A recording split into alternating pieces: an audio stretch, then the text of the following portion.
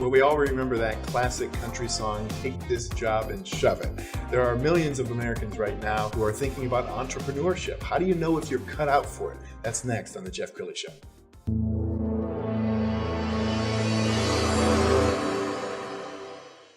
Many are predicting that the worst is yet to come, which is unfortunate, said one person here. Until now, they've enjoyed the reputation of being the nation's icebox. Watched a burglar in his home this morning by webcam. As a journalist of over 25 years, stories are what make my world turn. Reporting live from the Dallas newsroom tonight, Jeff Crilley, Fox 4 News. But in 2008, I took the jump from my familiar life and started a PR firm from my home. We're talking about anyone with a camcorder like the one I'm using becomes a television network. We started slowly growing the company, and we now have over 100 clients, and we've branched into the world of live digital broadcasting. I now own 8 different TV studios and have a huge team, and the stories that I now get to share are sometimes the most important of my life. Life has a funny way of coming around full circle. This is The Jeff Crilley Show. So I was a TV news reporter, as many of you know, for 25 years, and I remember quitting, and my finger hovered over that I quit button on the computer for about a minute, because I realized, gosh, if I send this email to the boss and quit, I'm not going to take it back. And so I pushed that button, and there was exhilaration and fear all at the same time. What did I just do? Because it's the difference between a lion in the wild and a lion at the zoo. A lion in the wild has to hunt. A lion at the zoo gets a steak every morning at 10 and every afternoon at 2. They don't have to hunt. To talk about the wild, wild west of entrepreneurship, a good friend, Don Williams, speaker, author, thought leader, and a big part of EO Fort Worth, which we'll talk about in a minute. Thank you for coming on the show. Jeff, thank you so much for having me. Thrilled to be here again. Well, we were talking off camera about, you at one point worked for someone else, and then you decided to quit. So tell us that story. I did. So at 19, I had become the top salesman in the country out of 450 salespeople for a company, and they did something no company should do. They promoted me to manager, which typically you lose a great salesperson and get a poor manager. Worked out for them. Took me about 6 months to become the top manager in the country. About a year to work my way into partnership with the owner, and thought that was going to be phenomenal. When it came time for the first distribution, there was an issue, a delay. And when the delay time frame was up, there was another delay. And when that time frame was up, there was another delay, and I resigned. And so while I had the utmost respect for him, and he truly was a phenomenal leader, he didn't pay me as agreed. And so I quit and became his competitor. Wow. Okay, so those first days of doing this, that had to be scary because you weren't getting a check every 2 weeks like you had in the past. Well, there was some fear and some exhilaration, because I'd done the math. I knew what kind of money was coming in the doors at the company, and I knew what I was getting paid and how I felt about that. But I honestly thought it was going to go much better than it did. And so I was ill prepared to deal with balance sheets and P&Ls and HR and sales tax and blah, blah, blah, blah, blah, blah, blah. I came up through sales and sales management. And so I knew how to get business. I knew how to get a lot of it. I knew how to develop leaders, but I didn't know anything about business. And while I wouldn't recommend that as a good path to entrepreneurship, it works. How does somebody know if they are cut out for being an entrepreneur? Because even like during this pandemic, it was brutal on even successful entrepreneurs. It was. And so there were successful entrepreneurs that suffered horribly, successful entrepreneurs that their business exploded, they thrived. So I think there's a couple common denominators. One, if you ask the question, will I be any good at this? I think that's a good sign that you probably will be. Okay, I think every entrepreneur is maybe a little neurotic about what's going to happen, and that promotes them to, hustle harder, right, do a little more, work a little harder, get a little more done. The other thing that I see as a common thread through entrepreneurs everywhere. And we talked about this off camera. I was like, so when you worked for someone, Jeff, were you a hard worker or were you not? And you said, oh, I was a very hard worker. And work ethic is almost 100% down the entrepreneur ranks of people that it may look like they're not working very hard right now, but at some, and maybe they're not, okay, it's certainly okay to go spend a month in Cabo, okay, but at some point, these were people who got up early, who worked late, who didn't go to dinner. I mean, they made personal sacrifices trying to push the effort forward. And so I think that's very common among successful entrepreneurs. And knowing what you're good at. I mean, there's a lot of people who, they start a donut shop because they love donuts. But then they go to 2 donut shops and suddenly they're managing a team and it's not fun anymore. Their art was the donut and now they're doing something that they don't get joy from. I know you coach entrepreneurs all the time. I mean, everybody has their own secret sauce. This is what I'm born to do. So I think entrepreneurs, and I learned this from my own personal experience of trying to do everything the best it can be done. And while I'm a high performer across the board, there are things that just literally suck the life out of me. And so after 35 years, I'm a learner, but maybe a slow learner. I've learned that really, I think a leader should only invest their time in their highest leverage activities. So the things that you do that no one else can do. We're on the Jeff Crilley Show. Obviously, there's only one person who can host that show, and you're doing your highest, serving your highest purpose, and you have other people serving not lower, but other purposes, which is probably their highest purpose. And that's how a team really starts making huge strides forward. Wow. Well, we should also point out that you're a best-selling author. We're going to put up some of your books: Build Your Big Legacy, Romancing Your Customer, DIY, Outbound Contact Center Toolbox. You're a prolific writer. I joked that I wrote a book 20 years ago, and that's it. I retired. I'm no longer writing books. Do the ideas just come to you? So I'm one of those people who other people would say he's full of it. I'm not exactly sure what it is. I'm not sure what they're referring to. Book number 4, which is a gratitude book, be out in 30 days, maybe 45, but it's real. It's like 3rd and goal on the 6. I mean, we're close at this point. And so I think this is common with entrepreneurs. They have an idea fountain in their brain that just keeps running. And sometimes they're chasing every idea, which is generally not a good idea. But I have a lot of that. But I also consult and help people, find $1 million in revenue or $10 million in revenue, easy, quick, not painful. And so I get tons of stories just from people that I know, and without breaching anything that would be confidential, I'm just full of it, Jeff. What can I say? I'm just full of it. You're a very successful trainer, and we're going to put up some video of you doing a workshop. I know one of the things you train on is sales, and sales is kind of the lifeblood of every company. That I like to say that in football, winning is a great deodorant. You can have other things going wrong with the team, but as long as they're winning, it's all good. Yeah, right. You got to have sales. If the money's not coming in the door, it creates a myriad of problems, doesn't it? It does. So I was on a call the other day, and another coach said, "So Don, is all you do sales?" And I was like, "Yes, all I really do is sales." But to me, I think that adequate, strong, growing sales will cure about 50% of what's wrong with your business. And the other 50% will be HR and ops and taxes and blah, blah, blah, blah, blah, blah, blah, blah. And I don't say that derogatorily, but that those are more mechanical processes of a business. Having a personal connection with people, because people buy from people. People don't buy from companies.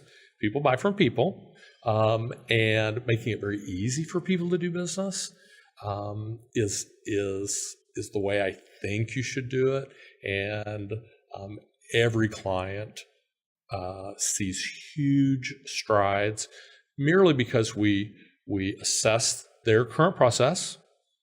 We stop the stupid. Almost everybody is doing some things that really are sales prevention. Okay. And they don't mean to, and they don't even know why, but an outsider can see, I think we should stop that, like yesterday, and then move everything else to best practice. And it's impossible not to see an improvement. I mean, it's just impossible. In Romance Your Customer, we talk about you have one of three problems. You either need more dates, so the romancing metaphor, or you need to be a better dater, or both. Yes. And it's really that simple. Do you think some people have just a mental block when it comes to sales? I mean, I think of the famous movie Glenn Ross, Coffee is for Closers. I mean, they think it's a boiler room. They think it's, I got to make cold calls. And that's not really sales, is it? Not really. I mean, it could be a component of more dates. We got to reach out to more people. Yeah. But for some reason, scientists are attracted to me, doctors, pharmacists, engineers, IT pros, people that are very high IQ and maybe a quart low EQ. So their emotional intelligence is maybe not quite as strong. And people buy emotionally. It can't be nonsensical. It cannot be illogical. Our brain will veto anything that the heart loves but makes no sense. But as long as it makes sense, the brain will say, passed. Okay. And so you deal with people from their heart. Okay, and you see things from their perspective. And really, here's a big piece. Quit selling. Start helping. What could I do to elevate Jeff's experience? And when you see things from that point of view in a genuine manner, other people know that, sense that. Yes. Okay. How does one know when to bring in somebody like you?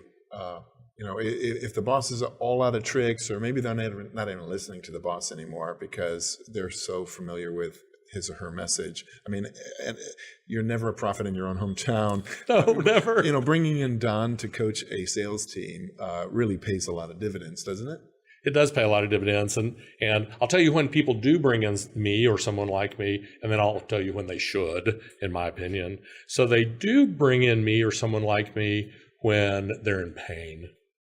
Things are not going well. We're not selling enough. My gosh, we've had a pandemic.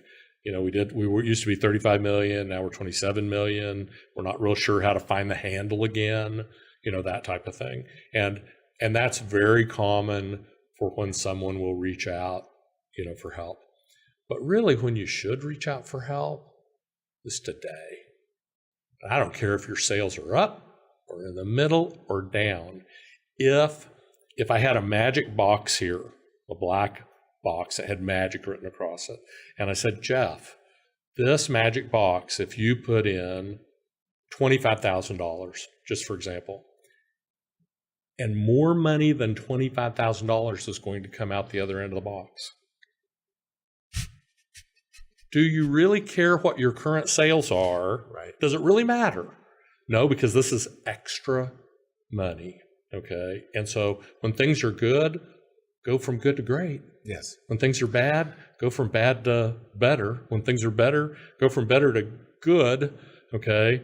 We know that perfection is a fruitless endeavor. We can never be perfect, but we can improve. And that's brick by brick, Brutus, step by step.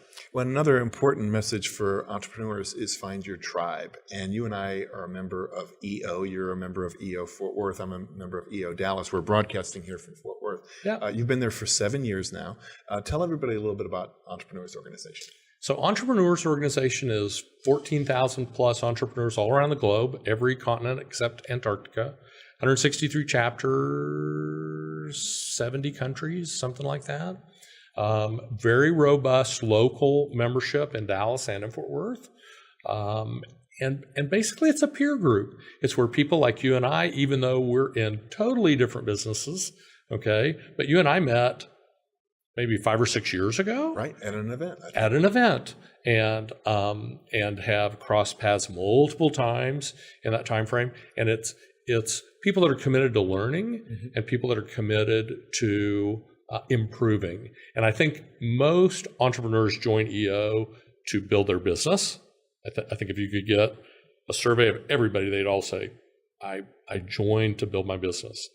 And I think what most of us find is the best way to build our business is to improve ourselves. And as high tide rises all boats. As I improve myself, does my business improve? Yeah.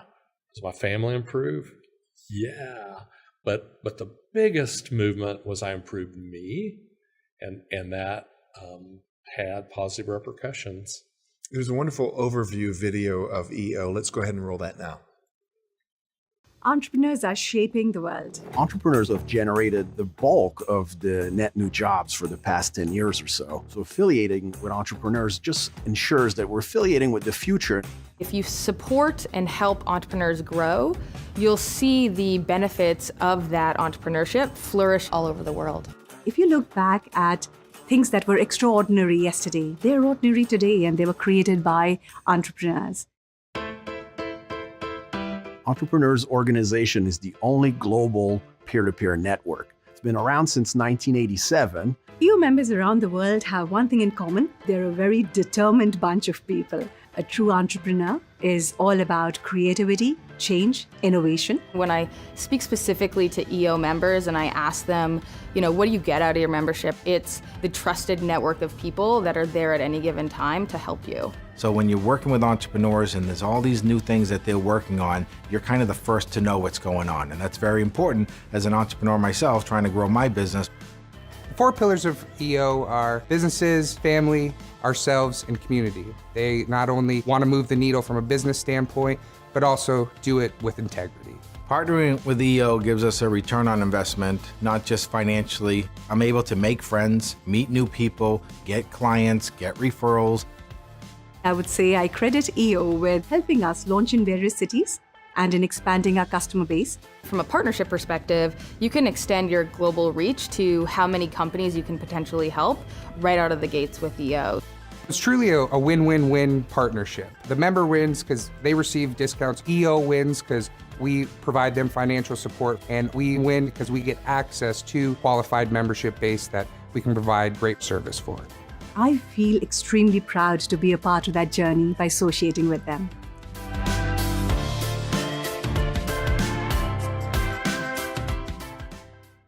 One of the coolest things, Don, I think I've experienced is you have a brotherhood or sisterhood all over the planet. If you're traveling and you happen to be in Philadelphia, you could call a brother or sister with EO, and they would pick up the phone and they would, drop what they're doing. They drop what they're doing. They probably take you to dinner. They may demand that you stay at their home, and that could be Philadelphia or Barcelona. It really wouldn't make any difference. Right. And I have been around the world, I think, 3 times with EO, and probably there's some more of that in my future. I literally know people everywhere, and for a kid who was raised one step off the wheat fields in Kansas, it is a really big world out there. And the interesting thing is this: entrepreneurs are all very similar. Though we're in different businesses and different personalities and different size of companies, some mammoth, some not, okay, some growing, some declining. We've all experienced kind of the entire smorgasbord of entrepreneur experiences. And we like each other, and we deal with each other in a environment of trust and respect, to where we can discuss real issues, things that might be prickly with other people. But if I'm not, assertive and aggressive, we're just discussing this issue. It's not an attack, and I'm not being offensive, you're not being defensive, or vice versa. And, and maybe somehow we could translate some of that to Washington, D.C., or, even other governments across the world, to where we live in a world where there are prickly issues, but it helps if we can talk about them and find some common ground. Wow. Okay, so we have about a minute left on final thoughts to the person watching, saying, am I cut out to be an entrepreneur? Should I do this? Would you recommend it to other people? Or do they have to have a risk tolerance? Do they have to have a certain DNA to be a successful entrepreneur? I think if you're asking the question, would I be good at it? that probably qualifies you. And understand this, all of us, whether you're, award-winning reporter in your previous life, Jeff Crilley, or One Step Off the Farm, Don Williams, is that we learned.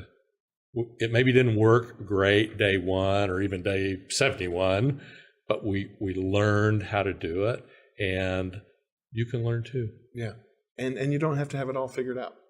When Disney started, it was just a cartoon mouse. Yeah. And it became a global empire. That mouse has gone a long way. Sure has. Don, thank you so much. We're going to end with a couple of websites. We'll put up eofortworth.org as the entrepreneur website, and then donwilliamsglobal.com is your website. It is, man. Please feel free to reach out to me at any time. Absolutely. Thank you so much. Thank you, Jeff. That's it for now. We'll see you next time.